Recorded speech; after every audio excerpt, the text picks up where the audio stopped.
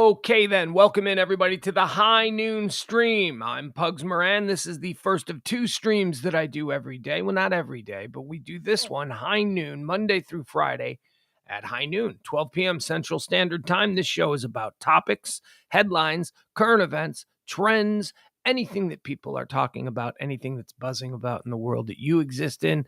I try and give it to you here in nice little bite-sized pieces so at least you know a little something about what's happening. We don't spend too much time on any particular issue. We just give you why it's trending. We give you why people are talking about it. We give you why it's a headline. I give you a hot take, and then we move on to the next one. That's this stream. That's the High Noon Stream every Monday through Friday at noon Central Standard Time. We come back at 9 p.m. We call that Pillow Talk. It's myself and James Parker. A bit more conversational, a bit more, we don't get into as many topics as we would here on the High Noon Show. It's, last night we spent a good 30 minutes talking about why James wants to build a tunnel. He just wants to dig. He wants to build a tunnel. It's a very weird thing. That's the kind of stuff we do on the Pillow Talk Show. That show airs Monday through Thursday at 9 p.m. Central Time. A little looser, a little sillier, a little dumber. This one gets dumb, this one gets loose, and this one gets silly, but this one at least has a purpose. It's utilitarian in nature. I'm trying to brief everybody up on all the things that people are talking about today. So without further ado, let's get into it. It is high noon on the second day of June, the year of our Lord 2022. June is the 153rd day of the year. There are 212 days remaining until the end of the year. Let's jump in first. We like to see the national calendar. We like to see what day it is and how we're supposed to be celebrating. So let me click on that. Let's see what today's. Hi, Al. Al's here. April's here. Everybody's here. Yeah, on time today. I think I'm on time most days. Some days it's unavoidable. What? You're never late for work? You're never 5 minutes late? Today is National Bubba Day. I don't know what that is. Are we celebrating Bubba culture? I guess. I don't know. National Bubba Day on June 2nd each year recognizes all those we lovingly call Bubba in our lives. The name may come from the way young children. The name may come from the way young children try to shorten the word brother. Is that what they think? Often used as an affectionate nickname for a brother. Many close family friends use the name Bubba as a term of endearment. Okay, so look, we're in Texas. We know plenty of Bubbas. We don't need it explained to us. It's also June the 2nd, National Rocky Road Day. Now, I don't know if this is about actual rocky roads or if it's about the ice cream. If it's about the ice cream, I am all for it. Rocky Road ice cream is tremendous. One of my all-time favorites, ice cream draft. No. That's more of a mid-June draft, I think, than an early June draft. But I can promise you that Rocky Road would absolutely make the top 5 rounds, the first 5. It'd be a draft pick. It wouldn't be invited to camp. It would be a legit sign league deal for a draft pick. I don't know if it would be number 1, because I know what number 1 in my ice cream draft is. And we'll save that. I'm sure we'll do an ice cream draft. I know what number 1 would be. But Rocky Road might be 2 or 3. It could be very easily. So happy National Rocky Road Day. If you like chocolate ice cream with like nuts and cashews or whatever is in there. I don't even know what's in there. Marshmallows swirled in. Oh, God. Oh, I just realized Rocky Road ice cream might not be a second pick because I was just reminded of the seasonal delight of Bluebell. Is it Bluebell? Yeah, Bluebell eggnog ice cream. Oh. Still not number 1. I'm not going to tell you what my number 1 is, but pretty sure that Bluebell eggnog ice cream would be number 2. And then Rocky. I thought you weren't doing an ice cream draft. I'm not. I'm still on a diet. Although the holiday weekend was rough, man. And when the holiday weekend begins on a Friday and ends on a Wednesday, the diet is shot. So today is first day back on the diet. First day back on the less than 1,500 calories a day. First day back on the 3-mile run minimum. I've been running, but it hasn't been. I haven't been doing 3 miles. You know why I haven't been doing 3 miles? Because I go out and run, and I leave my kid here, and sometimes my runs take 45 minutes to an hour, and he's 13, and I may be a little overprotective, but it's not even about overprotective. It's about what's he getting into. What's he doing while I'm gone? He knows how long it takes me to run. What's he getting? So my runs have been shorter, but we're getting back into it today. Today is also June the 2nd. It's National Rotisserie Chicken Day. I like rotisserie chicken. I really do. Here's the thing though. I don't remember rotisserie chicken before the 90s. I don't remember it being a thing. I remember oven-baked chicken being a thing. I remember fried chicken being a thing. But I don't remember rotisserie chicken being a thing. Oh, and you want to know something else that bugged me? Okay. Here's something else about rotisserie chicken is great. You can go to the store, you get them in the bag, go to Boston Market, you get it, whatever it is. I think it was Boston Market who first introduced me in the early 90s to rotisserie chicken. I just don't remember it before that. I don't remember it being a thing. It wasn't a staple. I don't even think I knew. Rotisserie was a baseball game, rotisserie baseball, which then football stole and renamed fantasy football. But originally, the original fantasy sports thing was baseball, and it was called rotisserie baseball. Anyway, excuse me.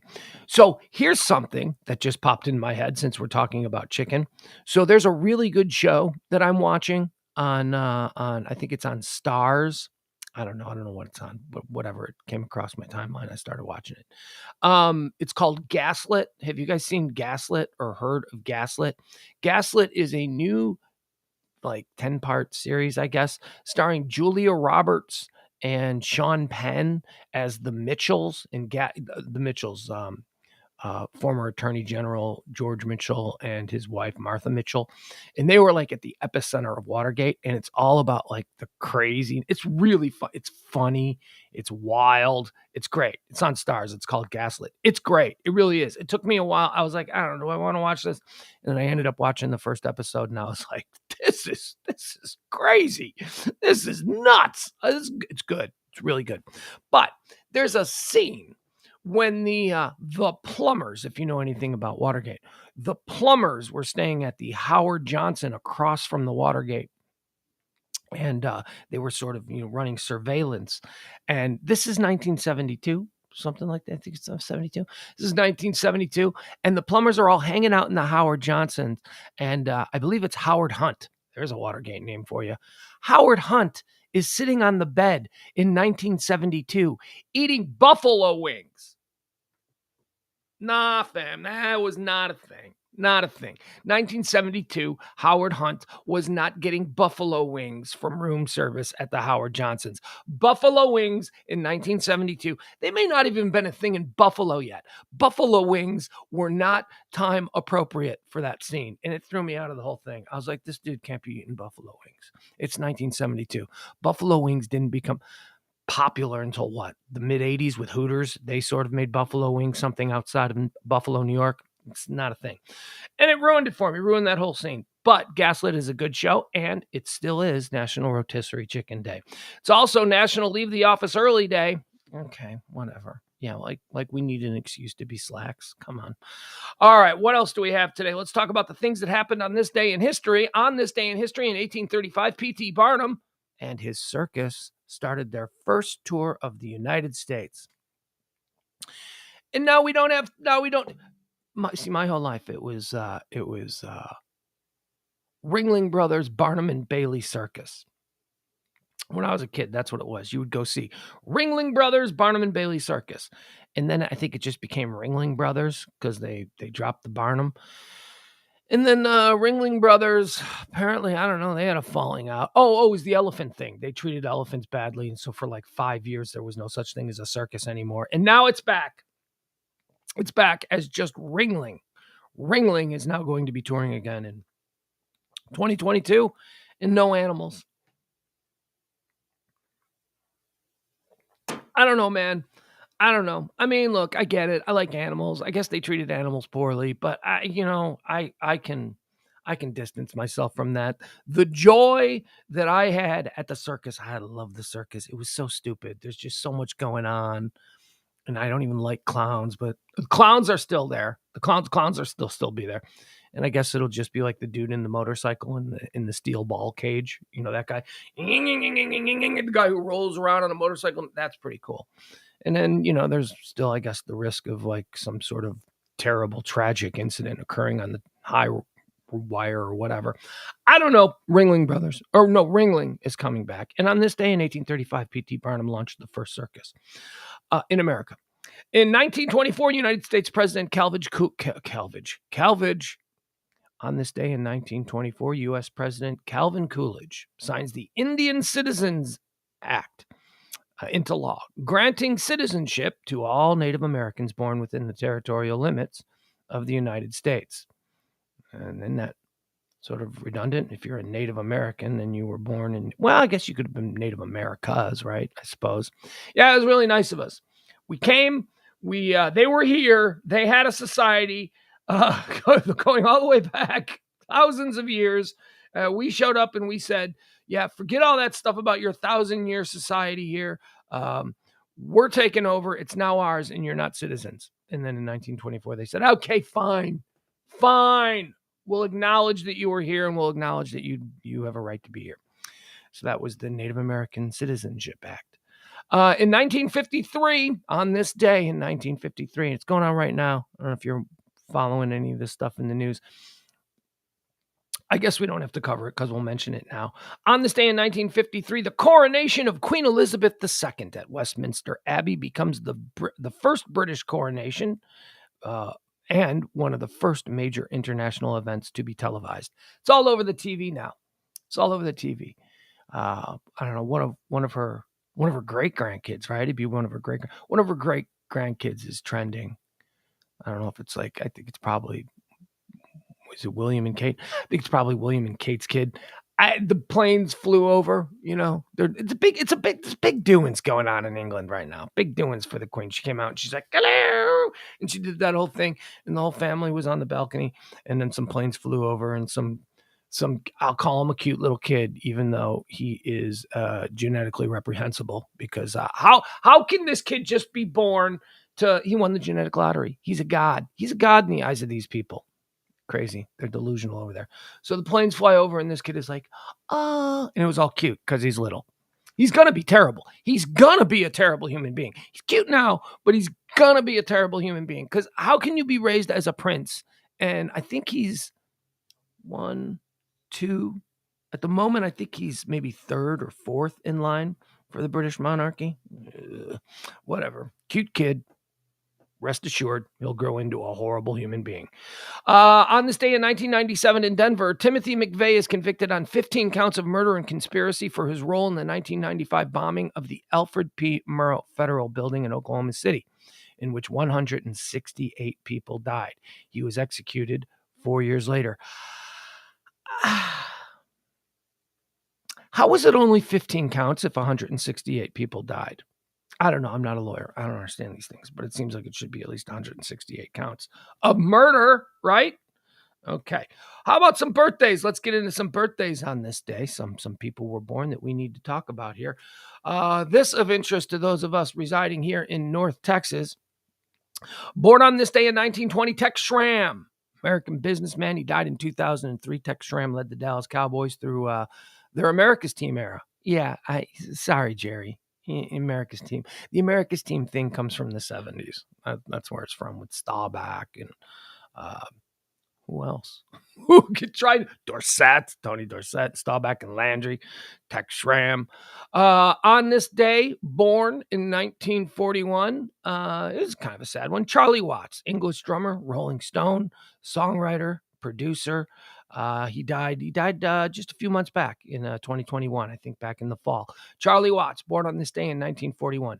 Born on this day in 1948, the Beaver, Jerry Mathers, American actor. He's still alive. Thought he was dead. I really did. I thought he died. Thought he died a couple of years ago. He didn't. Apparently, he's still alive. Jerry Mathers, at least according to this, unless he is dead. And this is just like a really shoddy list that someone put together that I copied.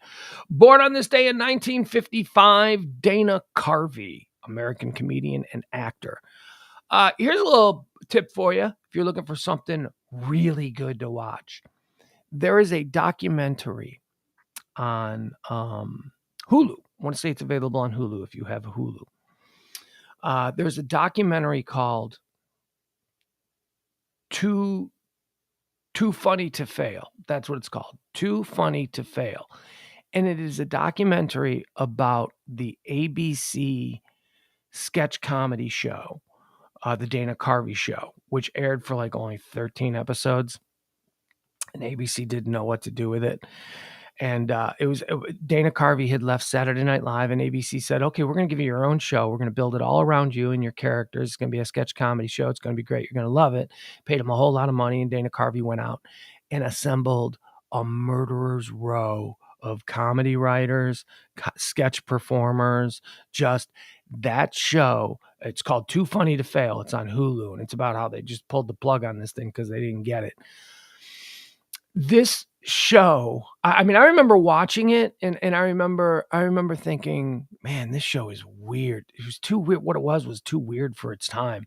But it had, man, it had that the head writer was I think Judd Apatow was involved in it. But the head writer was why can't I think of his name? Oh, this is gonna drive me nuts because I'm getting old. I'm getting old man brain where I can't remember the greats. The guy who does Robert Smigel. Robert Smigel was the head writer.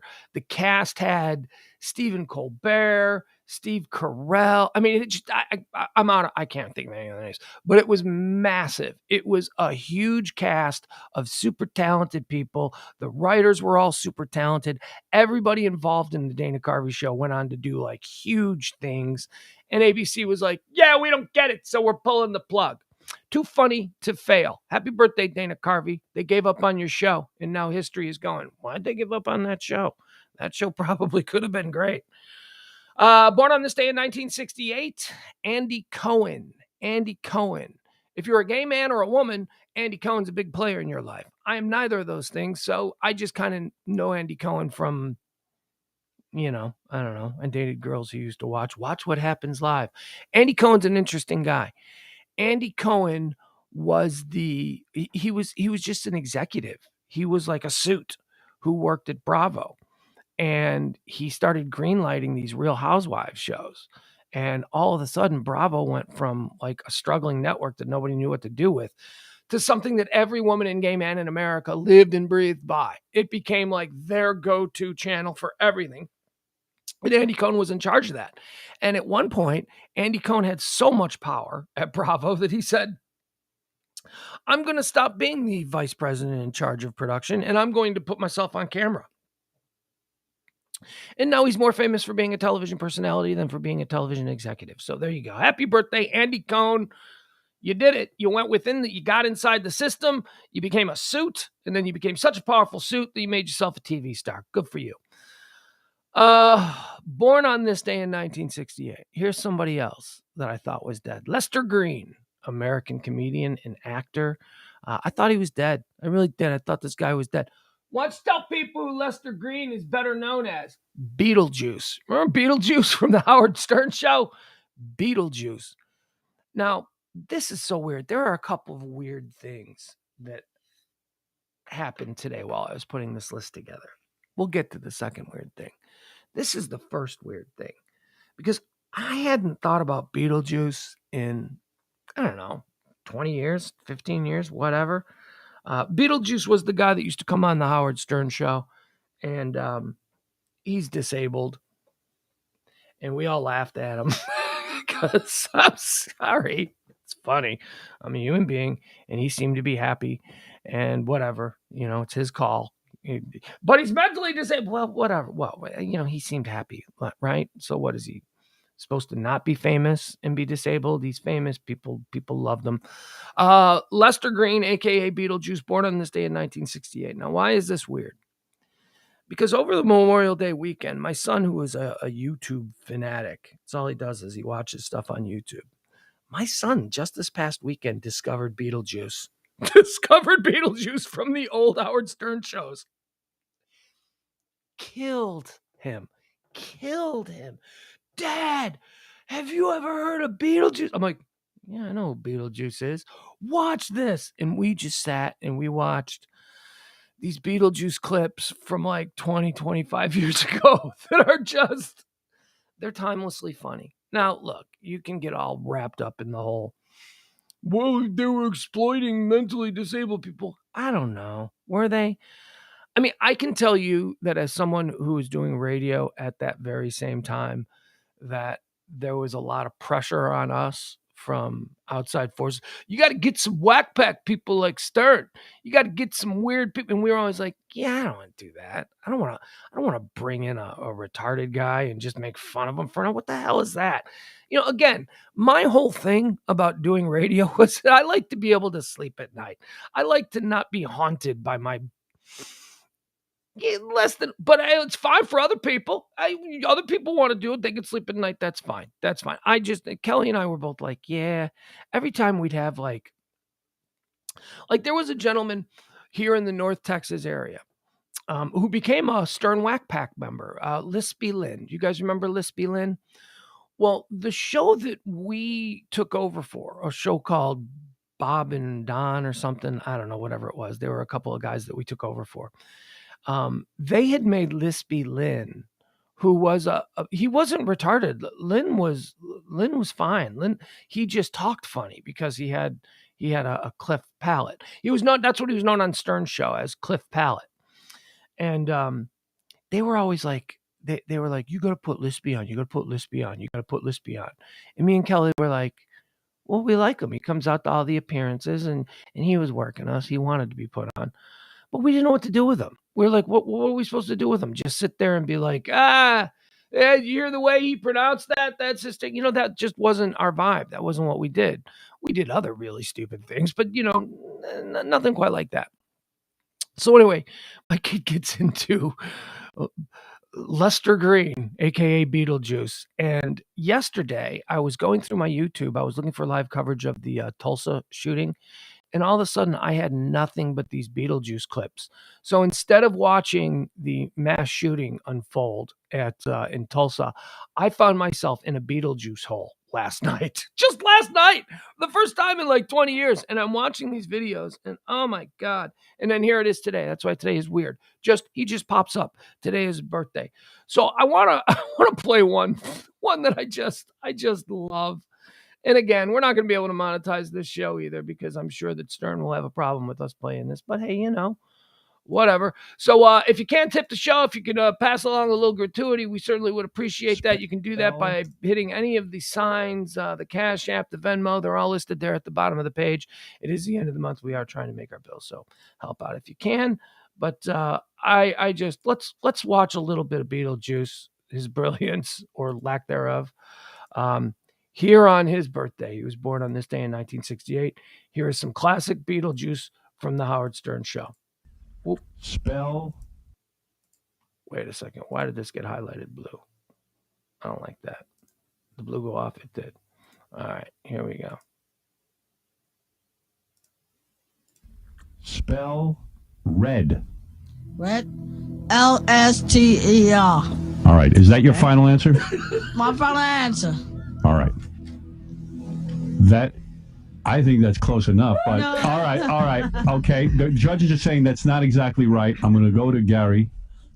Spell red. R-E-D. That is one right. That is correct. He got it right. Has one. This could be a rub. You got to go back to Beetlejuice after every right answer that Gary gives. You know? All right, I'll go to Beetlejuice first. Robin's right, because you got the last one right. That's right. Beetlejuice, I'll go to you first. That's only fair. Spell red. L-E-T-E-R. All right, that's wrong. D. Gary, you go. Spell red. R-E-D. That's correct. All right. All right, you have two right. And Beetlejuice, you have none right. But it's only 2-0. You could come back. I could come back with anytime. All right, let's go to our third question. Spell red. Spell red? Yeah. L-A-E-T-E-R-D. Close, but not right. Go ahead, Gary. R-E-D. That is correct. You have 3 now. All right, he's doing good. All right, Beetlejuice, let's go. There you go. There he is. Happy birthday, Beetlejuice, former whack packer from the Howard Stern Show. Still alive. Didn't know that he was still alive. I thought he died. And then I figured out why I thought he died. He died because Hank the Angry Dwarf is dead. Remember Hank the other great one. Hank, well, I think we all know why Hank died. Hank died because he was an alcoholic. It should also be mentioned before we move too far off our celebration of the Whack Pack crew from the Stern Show. Lispy Lynn Zimmerman. Lynn was his name. I never called him Lispy or anything. Hey, Lynn, what's happening? Lynn Zimmerman also died. I don't know if people here in the North Texas area are aware of that. He died. He died a number of years ago. He was a nice man. I just didn't know what to do. Yeah, Leslie says Hank was my favorite. Hank had something, man. Hank had a kindness underneath all of his anger and just horrid alcoholism. Hank was a drunk, angry dwarf. And he was very funny.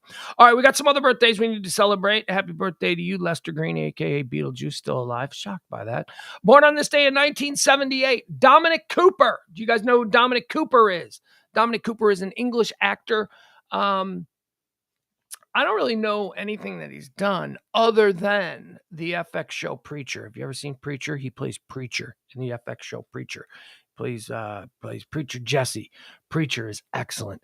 If you're ever looking for anything that you want to binge, go to Hulu. Again, all the FX shows are on Hulu. Preacher is, oh man, it's taken from the comic book Preacher, where it's all supernatural and he's possessed by a demon, and it's so good. Preacher is excellent and funny and so well done. More people need to see Preacher on FX. What a show. Also born on this day in 1978, umbilical cousins, Dominic Cooper, I should say, Nikki Cox. Whoa.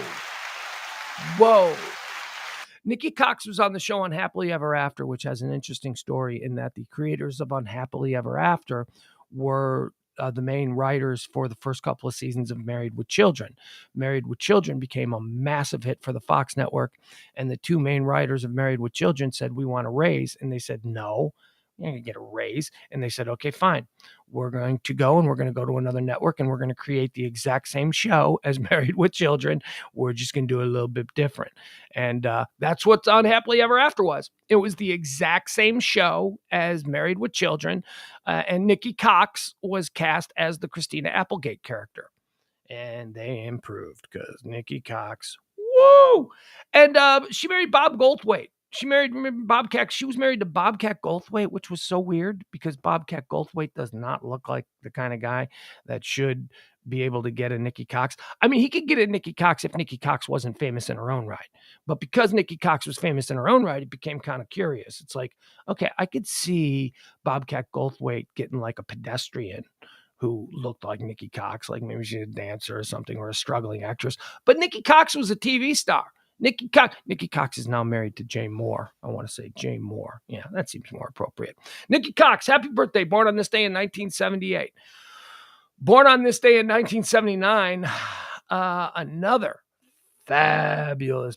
As a matter of fact, you know, my son and I have different taste in women most of the time.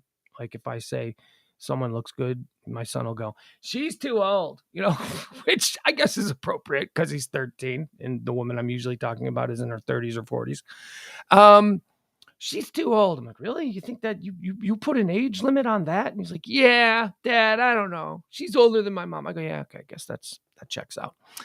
But this is a woman that me and my son agree on, and I don't even know how to pronounce her name. I just know that whenever she's in something, I go, va, va, voom. Born on this day in 1979, Morena Baccarin, Brazilian-American actress. Now, who is she? Who is Morena Baccarin?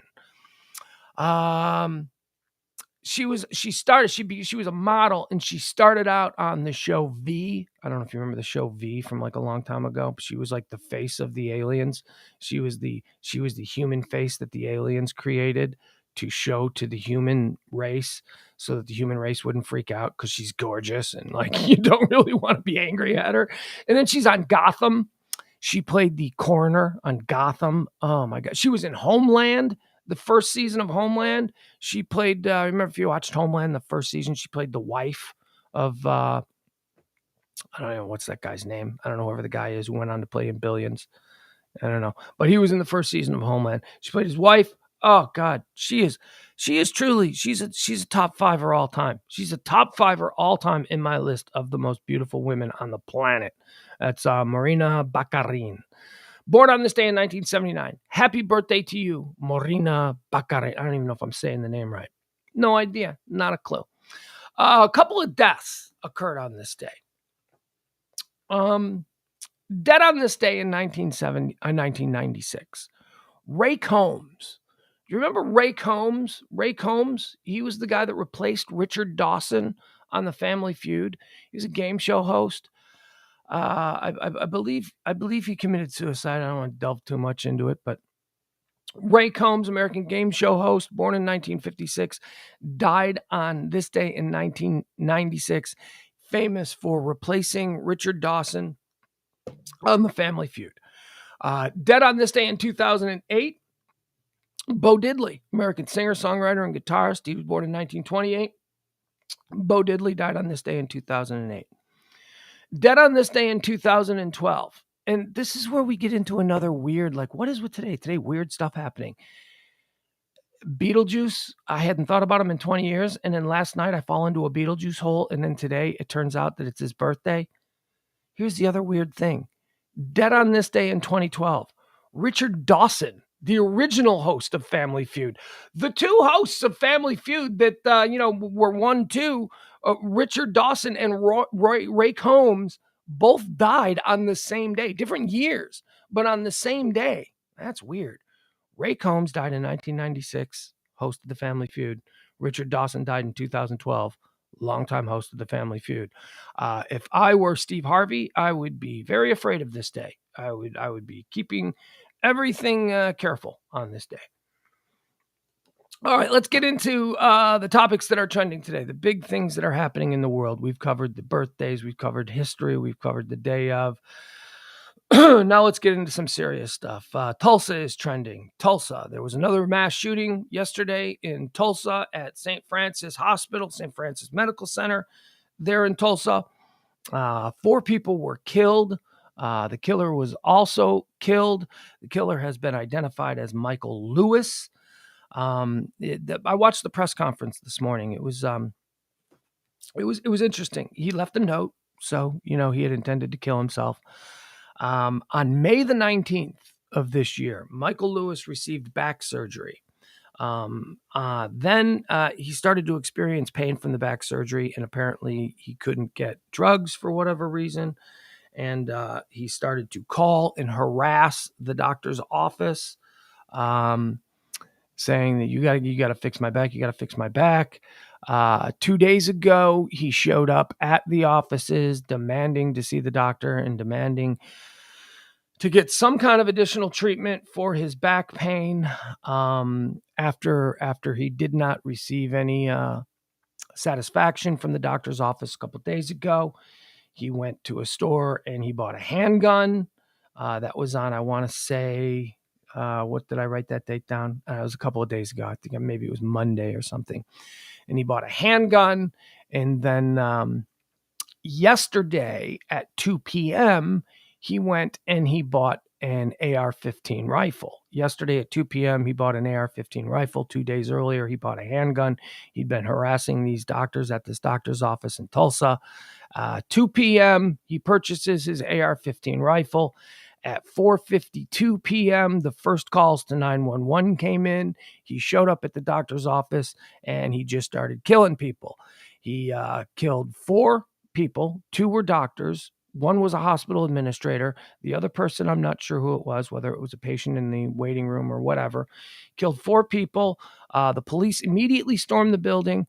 They're doing that now. Apparently what the Uvalde people didn't work, which was wait outside. So the Tulsa Police Department stormed the building immediately by, 4:56. By 4:56, Tulsa police officers were on the scene and in the office suites.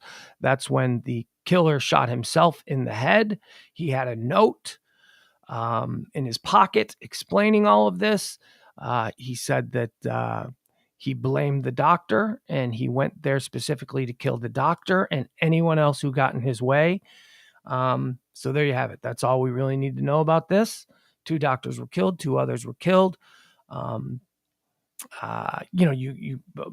people are saying it was the rapid response of the Tulsa Police Department going straight in there that more people didn't lose their lives. However, it seems to me like he went there to kill the doctor. The note explains it all. The note says that he killed the doctor. He killed the people who were in his way of killing the doctor, and then he killed himself. So it might have been worse. It might not have been worse. We don't know.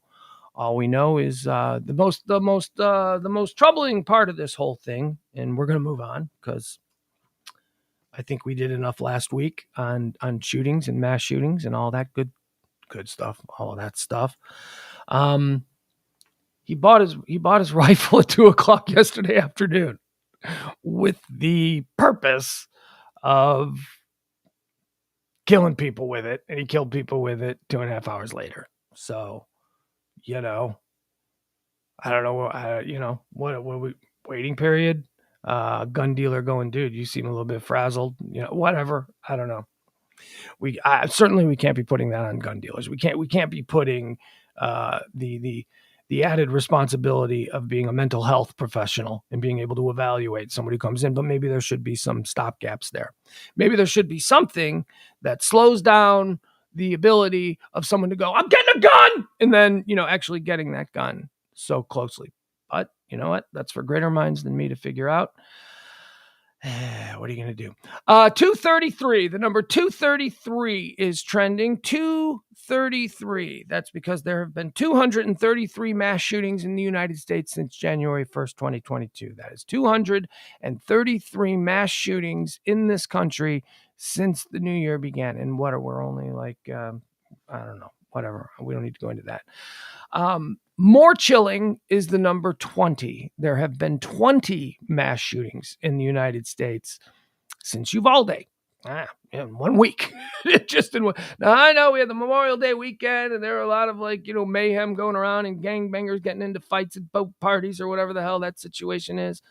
But there you have it. 233 is trending the number of mass shootings since January 1st, 2022, and 20, the number of mass shootings since the Uvalde Robb Elementary School tragedy of just a week ago.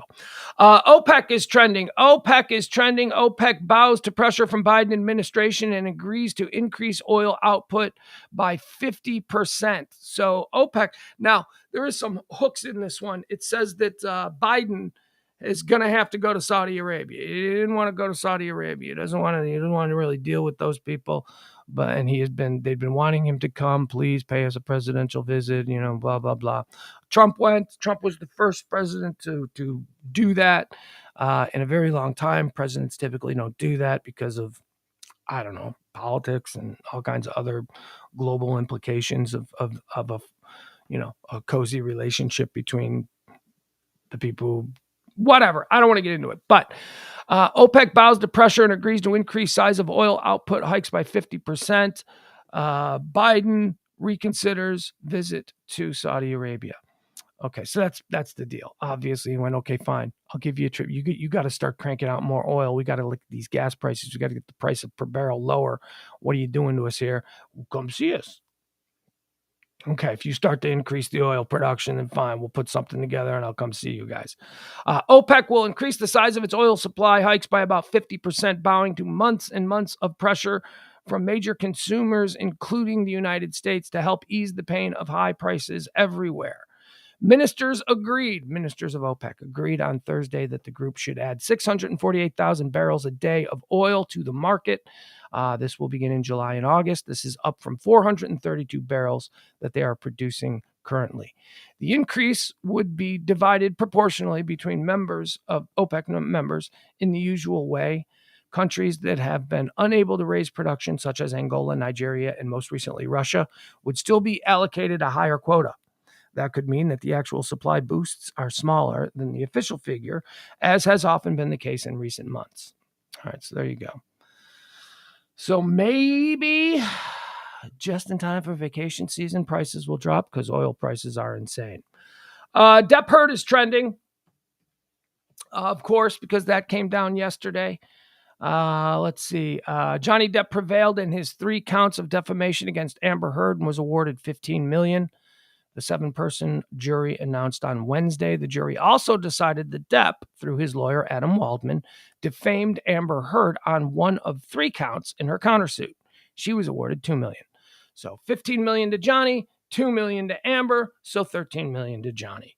Appeal is trending. Why? Because it says that Amber Heard is probably going to try and appeal this. Her lawyers appeared on, I don't know if it was Good Morning America or the Today Show. Amber Heard wants to appeal jury decision in favor of Johnny Depp. Her attorney tells the Today Show she has some excellent grounds for it. So there you go. America's fixation with the Depp Heard trial may not be over. We may get an appeal. Who knows? I don't know. This was so one-sided. This really did seem like, I mean, it doesn't, I don't know. You want to do it again? That's fine. Your client, Ms. Heard, did not come off very well the first time we did this. Bill Cosby is trending. Bill Cosby is trending because he's in some trouble. Let's see what's happening here with Bill Cosby. Bill Cosby. Oh, so this is, Bill Cosby's, we talked about this last week when the charges were announced. Bill Cosby is being dragged into court in Southern California on charges that in 1975, he sexually assaulted a teenager.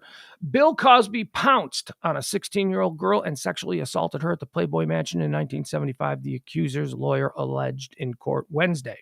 Nearly a year after being freed from prison, the fallen funny man is facing yet another sexual assault allegation in a court case that kicked off in California on Wednesday. This one, however, is civil and not criminal.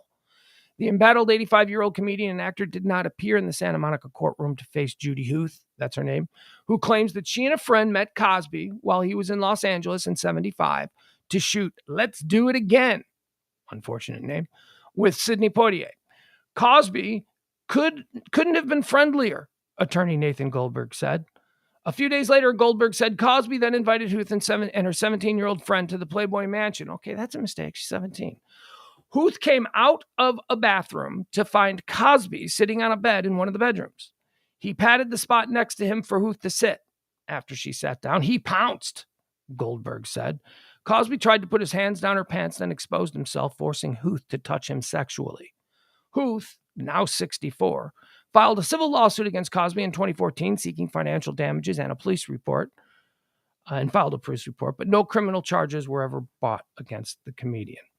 All right, well, Bill Cosby, been a dirtbag for a whole lot of years. Let's see what we got here. January 6th is trending. Why? Well, look, if we're going to go through withdrawals from the Amber Heard Johnny Depp trial, guess what? We've got new things coming. We're going to have possibly a Bill Cosby trial that we could all check out. But also next week begins the public portion of the January 6th hearings. Now, for the past few months, the January 6th committee has been holding closed door investigative hearings where they've been trying to figure out their case. Next week, I'm telling you, the whole world's going to be watching this. Next week, it all goes public. And it has been announced that the first people who will be testifying in front of the January 6th committee are going to be 3 of Mike Pence's top aides who have been working with the January 6th committee. So that should be pretty big. The Mike Pence's people are going to talk about whatever they know about pressure that was put on them or what, we've heard the rumors for months now. So that's all going to go to TV next month. And we're all probably going to be watching it. January 6th, public hearings begin next week. Needle Pricks is trending. Needle Pricks. That sounds like a punk band, doesn't it? The Needle Pricks. Needle Pricks, this is a thing that's happening in Europe, in clubs and at concerts. People are getting pricked with needles. There have been over 300 cases now in the last couple of months of people who are, well, I'll just read it to you. Let's see here. Across France, more than 300 people have reported being pricked out of the blue with needles at nightclubs or concerts in recent months. Doctors and multiple prosecutors are on the case, but no one knows who's doing it or why, or whether the victims have been injected with drugs or indeed any substance at all. Club owners and police are trying to raise awareness, and a rapper even interrupted his recent show to warn concert goers about the risk of surprise needle attacks. It's not just France. Britain's government is studying a spate of needle spikings there as well, and police in Belgium and the Netherlands are also investigating scattered cases. On May 4th, 18-year-old Thomas Lowe attended a rap concert in Lille in northern France. He says he smoked a bit of marijuana and drank some alcohol during the show. When he came home, he told the Associated Press he was feeling dizzy and had a headache, and he spotted a strange little skin puncture on his arm. The next morning, the symptoms didn't disappear, and Lowe went to his doctor, who advised him to go to the emergency room. Medics confirmed evidence of a needle prick, and Lowe was tested for HIV and hepatitis. His results came out negative, like other victims so far. So that's good. So none of that HIV stuff is going around, but this is a thing now. It's a thing now. People are pricking people with needles at concerts in Europe. Excuse me. Sheryl Sandberg is trending. Facebook parent company Meta COO Sheryl Sandberg is stepping down from her duties. She's widely credited with being the person who did what nobody thought was possible, which was turn Facebook into a juggernaut. When she took over, people, if you remember the early days of Facebook, when Facebook was booming and the stock price was rising, all of the so-called experts were saying, well, this is just fool's money because nobody's ever going to be able to figure out a way to monetize Facebook if you can't do advertising, because all of these idiots were just thinking about the way advertising had always been done with commercial interruptions in that way. What Sheryl Sandberg figured out was how to make advertising a thing with Facebook. And now Facebook is the largest advertising agency in the world. And as we know, Meta has grown to be one of the biggest companies in the world.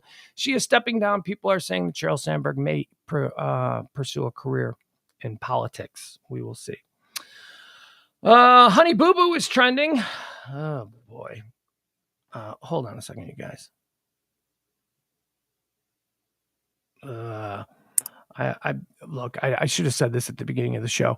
We may not be able to do a full-on show today. I know it's been a crazy week. It's been a crazy week with my kid and stuff, but I do have something important that is happening. And that I cannot divulge. I will at a later date. Hold on, I apologize. Oh, what time? Okay. All right, guys, I'm gonna have to end the show probably in about 20 minutes or so. Okay, I apologize. I may come back on later and do some other things.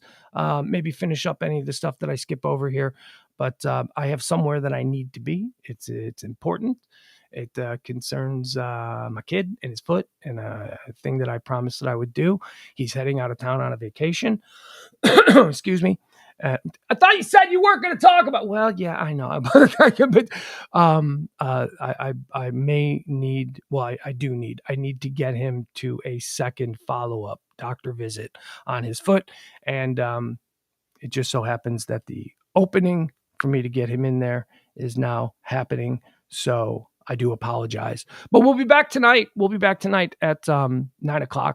We'll do a full show, promise you, for Pillow Talk. So let me run through a whole bunch of these. I'm sorry, you guys. Kid foot injured, doctor. He's going on vacation tomorrow. Got to make sure he's completely checked out. So let's see. Honey Boo Boo is trending. Why? Because Mama June, Mama June of the Honey Boo Boo thing, that whole deal. Mama June lost custody of Honey Boo Boo, who's now 16 years old. Yeah, she lost custody because she's like all into drugs, and she's like, well, I don't know if she's all into drugs still, but she has. So here's what happened. So apparently like 2 years ago, I don't know Honey Boo Boo from nothing, but a couple of years ago, Honey Boo Boo's sister got custody of Honey Boo Boo. She became like, because Mama June, train wreck that she is, was out there publicly being a train wreck. So the court gave temporary custody to Honey Boo Boo's older sister, who is married and has kids of her own. And Mama June has been fighting to get Honey Boo Boo back these last couple of years. And yesterday it was she lost custody. Mama June Shannon loses custody of daughter Honey Boo Boo in court battle with daughter Lauren. So Lauren, who is the eldest daughter of Mama June, Lauren now has custody of 16-year-old Honey Boo Boo. Wonder Woman is trending. This is kind of fun. This is when I say Wonder Woman, it's trending because of Linda Carter. Linda Carter, the original Wonder Woman from the 1970s. I don't even know if she's the original Wonder Woman, but she's my Wonder Woman from the 1970s. she's in a battle online because she says, and here's what she says about Wonder Woman. It's Gay Pride Month. Okay. So Wonder Woman has always been, at least I always thought she was an icon for lesbians, right? I mean, Wonder Woman comes from an island of lesbians. Let's be honest. They never said as much, but it's an island of lesbians. Wonder Woman, and this is what Linda Carter wrote. I didn't write Wonder Woman, but if you want to argue that she's somehow not a queer or trans icon, then you're not paying attention. Every time someone comes up to me and says that Wonder Woman helped them while they were closeted, it reminds me of how special the role has been. All right. And now people are like, Wonder Woman's not gay. Well, okay. Okay, but all the women on the island are. I mean, Wonder Woman is now out in the real world and she's seeing men for the first time. So maybe she's not maybe she's bi now. But come on. Wonder Woman, it's a whole lesbian subplot going on there. Just read between the lines. Come on, people. Jeez. Kellyanne Conway, CAC, as I like to call her. Kellyanne Conway is trending because her book didn't sell. She put out a book. Here's the Deal is the book that she put out, supposedly talking about all of the stuff that she experienced while inside the Trump administration. 25,000 copies. That's a bomb. It is an absolute bomb of a book, and couldn't happen to a more duplicitous person than her. Remember, she's the one who coined the phrase, I always want to say truthiness, but alternative facts. We have alternative facts. Oh, you mean things that aren't facts? You mean, so the facts exist, and then you have alternative facts. She also, wasn't it the Bowling Green Massacre that she went on TV and started talking about the bowling? There was no such thing as the Bowling Green Massacre. She just made it up. So whatever that was. Here's the Deal. Kellyanne Conway's book is a dud. The memoir of her time with the Trump administration has fizzled. Here's the Deal sold just 25,000 copies in its first week. The second week should be a lot less as well. The book has already dropped to number 126 on Amazon's bestseller list. Compare Conway's sales to those of Donald Trump's cousin, Mary Trump. Her first book, Too Much and Never Enough, clocked 1.35 million sales in its debut week. So Mary Trump's book was 1.35 million. Kellyanne Conway's was only 25,000.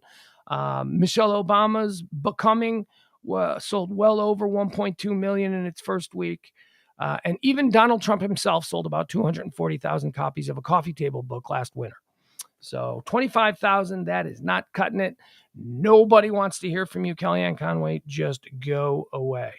Here's some big news. Here's another dirtbag from that whole era. Oh, God, another super dirtbag. Michael Avenatti. Remember this dude? Remember this clown show? He was Stormy Daniels' attorney, and he went on every television show possible for a good year. And, people, idiots were like, he should run for president. No, he shouldn't. Now, if you can't see that this guy is a scumbag lawyer con man, then there's something wrong with you. And it turns out Michael Avenatti, scumbag lawyer con man, because he, as of this afternoon, he's already in prison. He's already in prison because he was sent to prison for trying to shake down Nike. He tried to shake down Nike for $25 million in some shady shakedown, blackmail. And he was convicted of that, and he went to prison for that. And now he gets 4 additional years for cheating Stormy Daniels. Here's what he did. He brokered the deal for Stormy Daniels and her book. Stormy Daniels had a book deal, whatever it was. I don't know what it's called. I slept with him or something. She brokered a deal, and she received $800,000 in an advance payment for the book, and Michael Avenatti only gave her $5,000. He said it was only $5,000. He pocketed $300,000, and now he's going to jail for an additional 4 years for that, because Michael Avenatti is a legendary scumbag, and let's hope we never see from him again. Marion Barber is trending. Marion Barber, we talked about this yesterday. Former Cowboys player Marion Barber found dead in his Frisco apartment. Let's just pull up the way we covered it here locally. This is a report on his passing from CBS here in the Dallas-Fort Worth Metroplex. We'll just watch this, and we will remember the great Marion Barber. Marion Barber was a fun player to watch, fan favorite. People loved him. He was played for the Bears, played for 2 teams, played for my 2 teams, played for the Cowboys, and then played for the Bears as well. So here's how Marion Barber was remembered. Mourning the death of a player who was a fan favorite. Running back, Marion Barber's career could be described by one word: toughness, which makes the news of his death yesterday even more tough. Here's Bill Jones with what we know right now. Marion Barber would have turned 39 years old on June 10th. Yesterday, the former Cowboys running back was found dead in his home by Frisco police, who responded to a call for a welfare check. When police arrived at Barber's apartment, they found him unresponsive. Sources telling CBS 11 there were no signs of foul play. Marion Barber became a popular Cowboys running back early in his 6-year career with the team, known for a physical running style that saw him rush for nearly 1,000 yards and 10 touchdowns during his Pro Bowl season in 2007. The Cowboys confirmed the death Wednesday evening, saying they are heartbroken by the tragic death of Marion Barber III. Marion was an old-school, hard-nosed football player who ran with the will to win every down. Our hearts go out to Marion's family and friends during this difficult time. Sadly, the punishment Barber dished out as a running back took a heavy toll on his own body, retiring 10 years ago at the age of 28. He had lived in the Dallas area the past decade. All right, there you have it. Marion Barber. Most people are now starting to talk about, the cause. We still don't know a cause of death. He was found, like they said, unresponsive. Obviously, he made allusions to it there. The pounding that he took. CT is probably a very realistic player in what took him. Yeah, it's very sad. Here's another thing that I'm going to share with you, though. One of his teammates, Dez Bryant, took to his own Twitter yesterday to talk about the passing of Marion Barber, and here's what Dez Bryant had to say. We'll pull this up. There we go. All righty, let's get Dez up. All right, hold on. What's up? Athletes, I done got my crown out of the way. I'm yelling, whatever the case might be, but I just want to be transparent. Well, first off, RIP to Marion Barber and RIP to Demarius Thomas. But I just want to be real. I could be in Miami. I could be on a yacht. I could be popping bottles. I could be doing all that shit. Like, I can be doing that shit. But I really choose not to. Because I see the problem. I see the problem amongst ourselves. Like, we can't be walking around here thinking that it's not gonna be me. Because it's been more me's than any one of y'all can even imagine. Like, Marion Barber, 38 years old. Vincent Jackson, he was in his 30s. Young. They can't tell us what's happening. We don't know. Nobody knows. Nobody knows, but I feel like I have a great sense of what it is.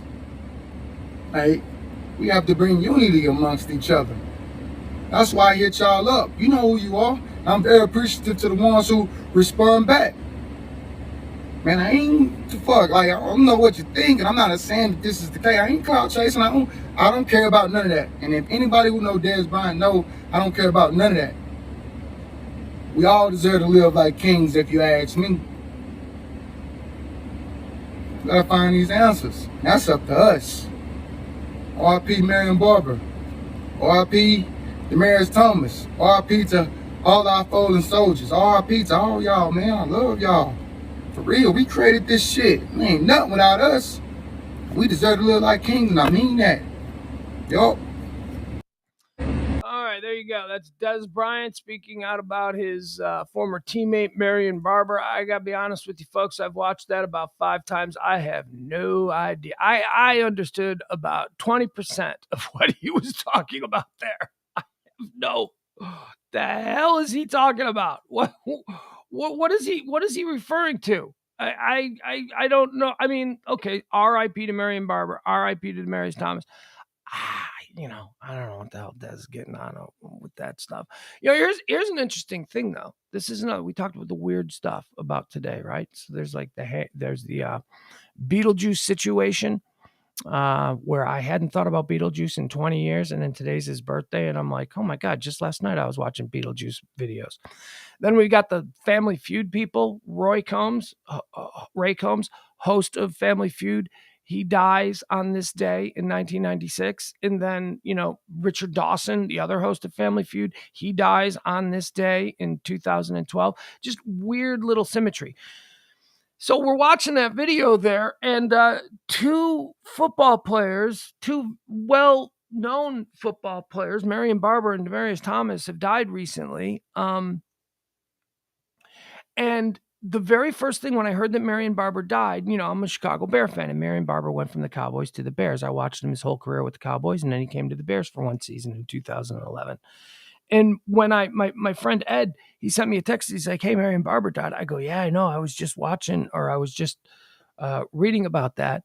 And I pulled up a video because the one moment that I have when I think of Marion Barber in a Chicago Bears uniform, and there are plenty in the Cowboys, but the moment that I think about Marion Barber in a Chicago Bears uniform is a game in 2011 against the Denver Broncos, where it was the Bears were up 14-7, and Tim Tebow had come off the bench for the Denver Broncos, and Tim Tebow laid an absolute beautiful pass to a wide open Demarius Thomas, who dropped the ball. It was a sure touchdown. It was a game-tying touchdown with like 20 seconds left in the game. A fourth down, threw the ball, Hail Mary, Demarius Thomas, touchdown. No, Demarius Thomas dropped it. And it just seemed like the game was over. And it was like, oh my God. And Demarius Thomas is dead. The ball changes hands, goes to the Chicago Bears. All they have to do is run out the clock. It's now whatever. I don't remember the exact situation, but all they had to do was run out the clock, and they hand the ball to Marion Barber in a Chicago Bear uniform, and he runs out of bounds, stopping the clock, giving the Denver Broncos the ball back with like 5 seconds. Tim Tebow did the Tim Tebow thing where he won the game. It's probably the only big moment in Tim Tebow's professional career as a quarterback, when he led the team. But it's so weird that in this game, when I heard about Marion Barber dying, in this game, this particular game that I thought of, Demarius Thomas and Marion Barber both made unbelievably big mistakes in a crucial time of the game, one after another. And now here we are. Now they're both dead. They're both dead. Just a weird. The world is weird. Marion Barber, Marion the Barbarian. He was a fun guy to watch play football. I have to believe, though, it's oh, you know what? Here, there were some other we should mention this, just a little bit of a background on some of the things that Marion Barber has been going through, because it hasn't been widely reported. Former Dallas Cowboy wide receiver Dez Bryant expressed concern over ex-Cowboy running back Marion Barber as recently as last year. Barber played for the Cowboys from 2005 to 2010. He was found dead on Wednesday. The cause of death for the 38-year-old is unknown. Barber had been in legal trouble recently, and Bryant was well aware of Barber's struggles after his playing career ended. In a post on Twitter last July, Bryant quote tweeted a video of some of Barber's career highlights. Bryant said that he couldn't even enjoy watching the highlights due to his concerns for Barber's current condition. Where is it? Barber had been going through some difficult times in recent years. In 2019, he was booked on 2 counts of criminal mischief in Denton County after allegedly damaging 2 vehicles. See, this was the situation where he was going out, I guess he was jogging, and he started smashing car windows in, I want to say, Prosper, which is where he was. So that was 2019. And then, let's see, he was arrested for flashing a loaded gun in church in 2014. So 2014, 2019, 2 issues with the law. Bryant reacted to Barber's death on Wednesday. We saw that. Barber and Bryant were teammates. That was Barber's. Okay, so there you go. We don't need any more of that stuff. But so Marion Barber seemed to be having some issues. He was remanded for one of those for a mental health check by police after he was acting. I think that was for the gun charge in church. Yeah, I don't know. There you have it. Marion Barber found dead in Frisco yesterday. Eddie Van Halen is trending. Eddie Van Halen is trending. Why is Eddie Van Halen trending? Well, because Eddie Van Halen's widow, his ex-wife, Valerie Bertinelli, and his son, Wolf, are very pissed off about a new TV show that is coming out. Valerie Bertinelli and Wolf Van Halen call out disgusting TV show about Eddie Van Halen's death. Valerie Bertinelli and her son, Wolf Van Halen, are speaking out against the Reels channel's documentary-style series, Autopsy, The Last Hours of... which will explore the death of Eddie Van Halen in a June 5th episode.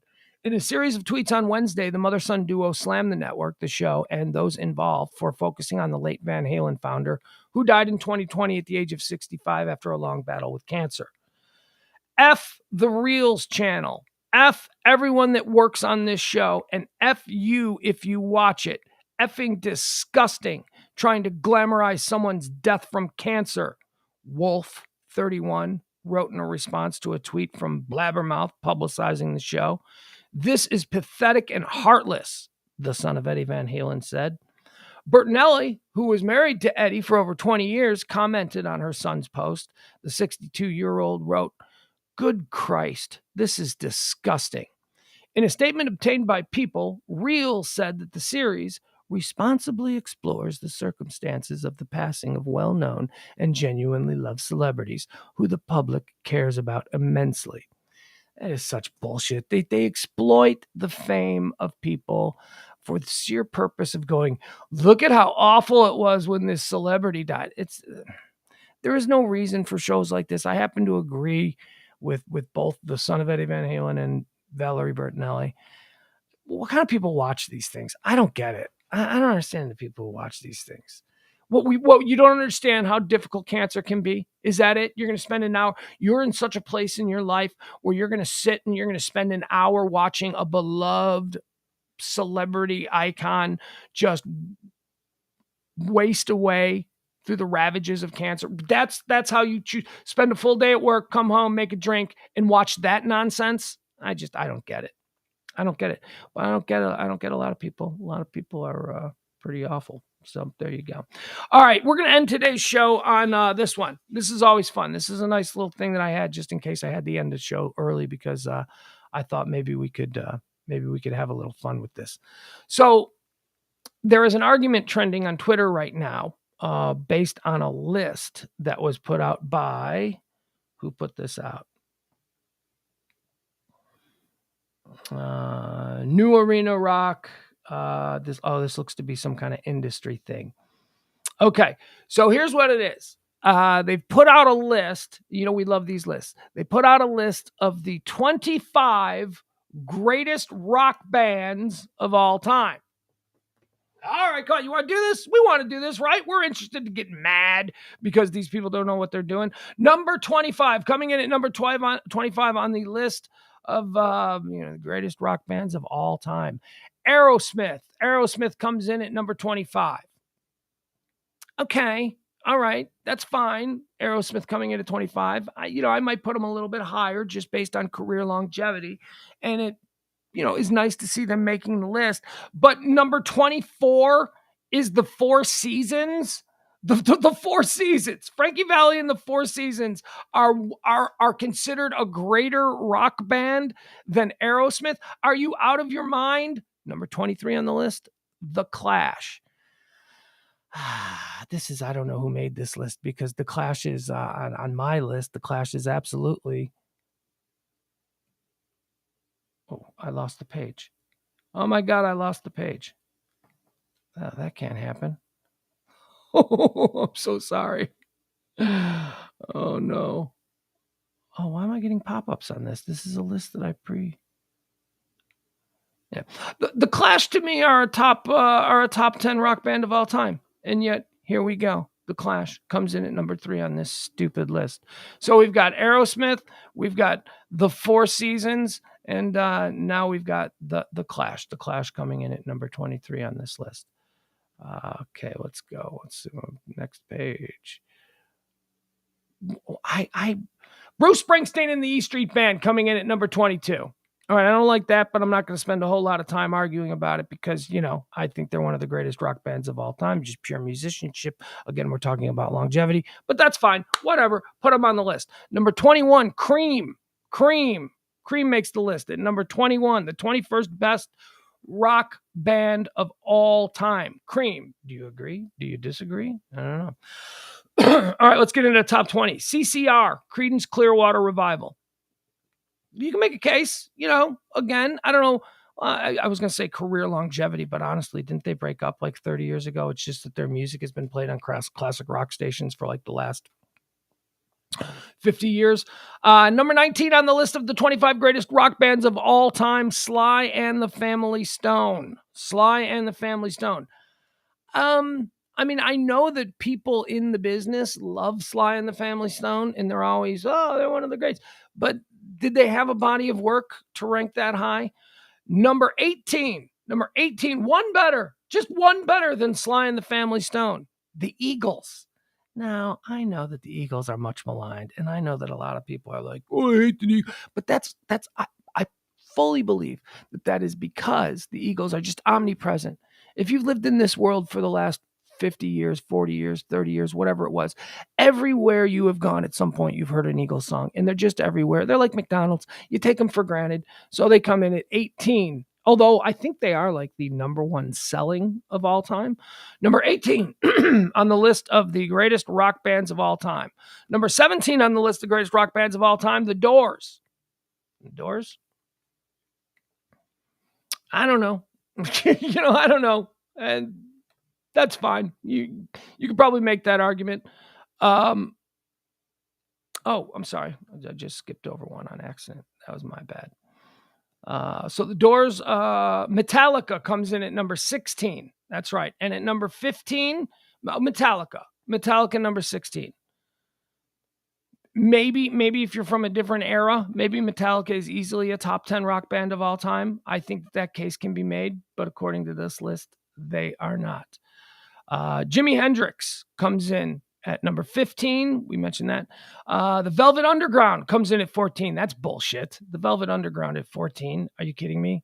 Name one Velvet Underground song. Sweet Jane? All right, there you go. Number 14, the Velvet Underground. I disagree with that. Come on, let's get over here. Number 13. Here's a band that would have been in my top 5. It made number 13 on this list. I guess it's nice to see them getting some love. The Kinks. The Kinks are such an underrated band, man. The Kinks are so good.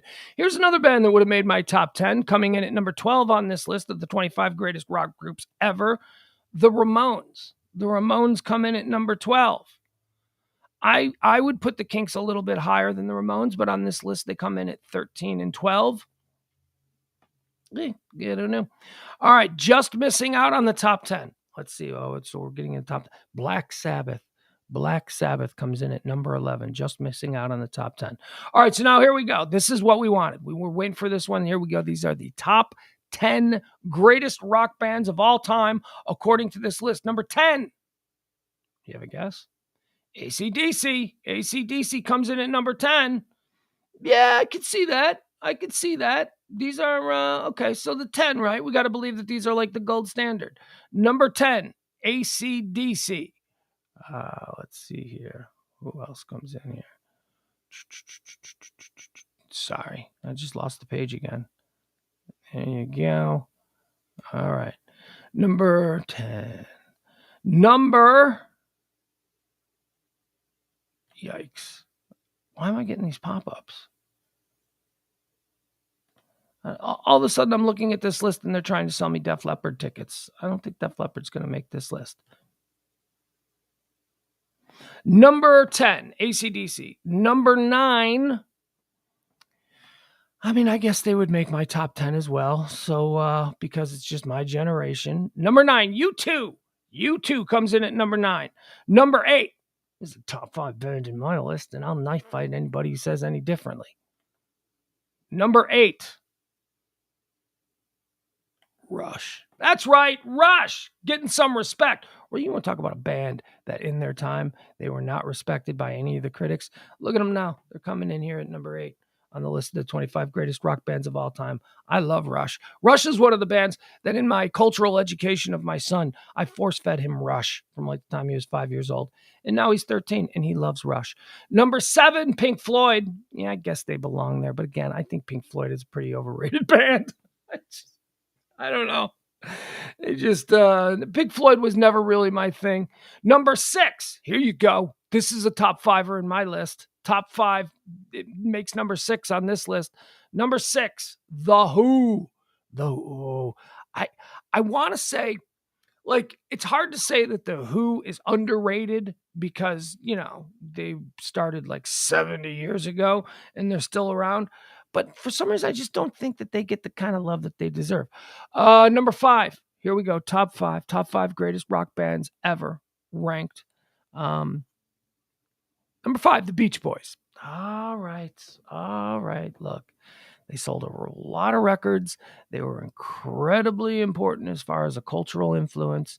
I think a lot of the Beach Boys stuff is not great, but the Beach Boys stuff that is great, and I'm talking about the Brian Wilson stuff, the Beach Boys stuff that is great is undeniably great. Beach Boys come in at number 5, right? Number 5. Number 4 on the list.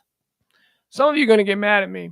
I just think this is an overrated band. I think that they're top 15. I don't think that they're number 4 on the list. They got some good songs. They got some bangers. They got some timeless classics.